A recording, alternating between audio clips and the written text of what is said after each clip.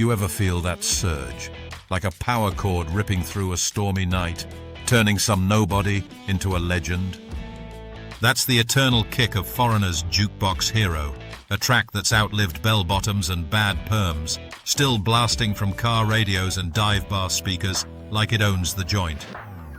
But lurking under those arena-ready hooks is a backstory laced with soaked fans, clashing egos, and a title that started as a cheeky jab at the whole rockstar circus. Hang on, because we're about to crank this tale up to 11, unearthing the grit that made it a staple, and maybe uncover why one band member's rainy day epiphany almost got washed away forever. Let's rewind to the ignition spark, back when Foreigner was still clawing their way from bar gigs to Billboard glory. Picture Mick Jones, not the punk snarl from The Clash, but the slick Englishman with a knack for crafting hits like they were assembly line widgets, hanging around Cincinnati in the pouring rain. It's the early 80s, and the band's sound-checking at some arena when Jones spots this lone kid, drenched to the bone, waiting hours just to catch a glimpse. Most rockers would have shrugged it off as fanboy fodder, but Jones hauls the soggy superfan backstage, giving him the VIP tour of amps, egos, and excess. That wide-eyed wonder in the kid's face. It lit a fire in Jones, who was already tinkering with this satirical title, Juke Box Hero, poking fun at how the public saw bands like Foreigner as these untouchable jukebox gods spitting out hits on demand. What if that kid had bolted instead? We'd be stuck with some lame B-side called Rain Check Reject. But nah, that moment fused with Lou Gramm's own yarn about hitchhiking as a teen to see Jimi Hendrix in Rochester, only to get shut out of a sold-out show. Head hung low, dreams deferred, the works.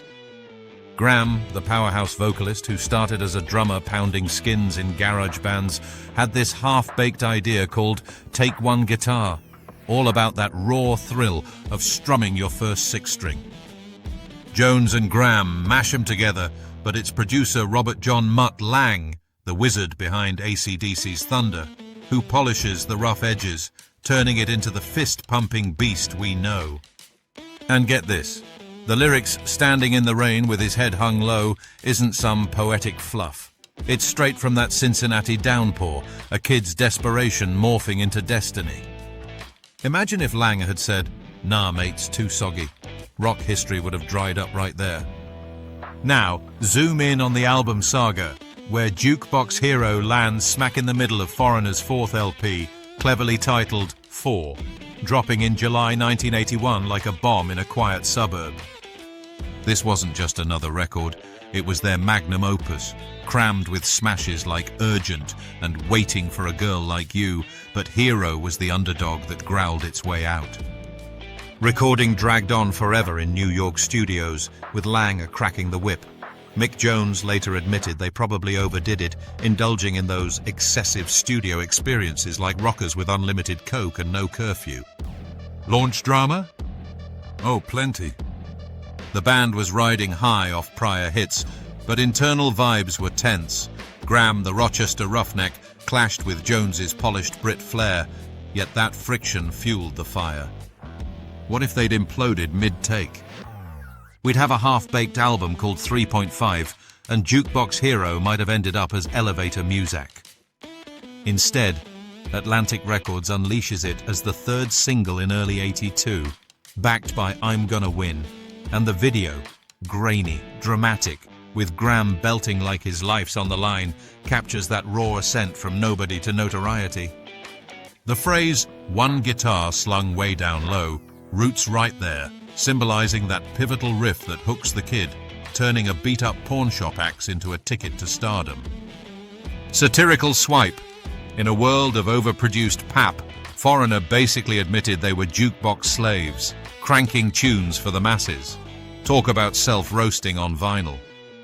From there, it's the ascent to legend, where Juke Box Hero claws up the charts like a determined fan scaling a venue fence. It storms the Billboard mainstream rock tracks at number 3 in '81, then hits 26 on the Hot 100 the next year, with solid showings abroad, top 10 in South Africa, mid-pack in Germany and the UK. not a mega seller physically, under 500,000 copies, but digitally. Platinum Baby, over 1 million downloads, proving it's got legs longer than a guitar solo. Live, it became a monster. Arenas erupting as a 20-foot inflatable jukebox swelled up stage side, only to explode with pyro at the closing sting. Pure theatrical cheese that drove crowds bananas. Graham calls it his fave to perform, but the hardest to nail vocally. That menacing opening beat, his drummer roots showing, building to a volcanic eruption. What if the jukebox deflated prematurely? Bands scrambling like Spinal Tap with a mini Stonehenge, rock's ultimate deflate gate. Critics ate it up. Billboard hailed the snarling rocker with tough guitar breaks. And Ultimate Classic Rock crowned it Foreigner's top tune ever, the ultimate shutout anthem for concert rejects. The lyric Stars in His Eyes captures that wide-eyed ambition, a nod to every dreamer who ever air-guitared in their bedroom. But here's the twist. Jones saw it as satire, mocking the hero worship that turns musicians into myths. Absurd what if, suppose the hero flops. Ends up busking for quarters, Juke Box Zero. Fast forward to the enduring impact, where Juke Box Hero ripples through culture like a dropped pick in a mosh pit. It inspired Lou Graham's 2013 autobiography, Juke Box Hero, My 5 Decades in Rock and Roll, spilling tea on his drummer-to-diva journey and defying parents to hitchhike for gigs. Then there's the full-blown musical Juke Box Hero, premiering in Toronto in 2019 with a book by comedy vets Dick Clement and Ian Lafrenace. 16 foreigner tunes woven into a tale of a Pennsylvania factory kid chasing rock dreams. All Canadian cast, no less, because why not export American rock lore north? Pop culture nods abound. It pops up in The Simpsons episode, where Homer referees Glee's theater kid drama, the cult flick Wet Hot American Summer, and even teed up for Happy Gilmore too. Quirky aftermath?